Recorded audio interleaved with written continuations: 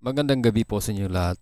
Ito na po ang official PCSO lottery results ngayong 9 PM draw.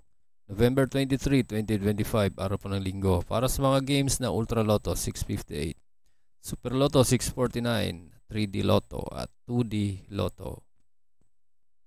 Kung bago ka pa lang sa aking channel, pwede kang mag-like, share, at subscribe para updated kayo sa mga PCSO lottery results araw-araw. At paki-comment na rin po kung saang lugar kayo nanonood para malaman po natin kung hanggang saang lugar nakakarating ang ating video. Okay, simulan na po natin.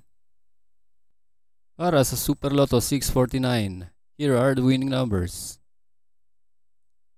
30, 22, 47, 23, 18, and 12 in any order for the jackpot prize of 17,365,848 pesos.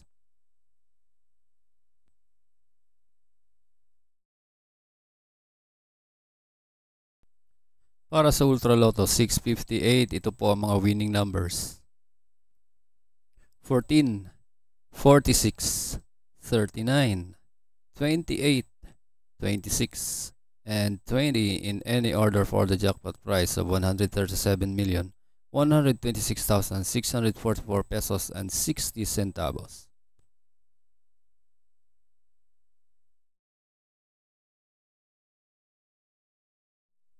Para sa 3D Lotto ngayong 9 PM draw, November 23, 2025, here are the winning numbers: 6, 3, and 0 in exact order.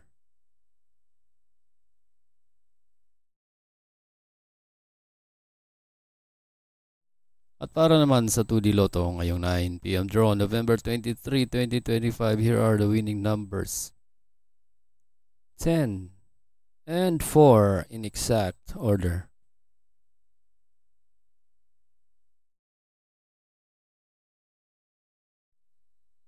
Congratulations po sa lahat ng nanalo at kita-kits po tayo bukas para sa 2 PM, 5 PM at 9 PM.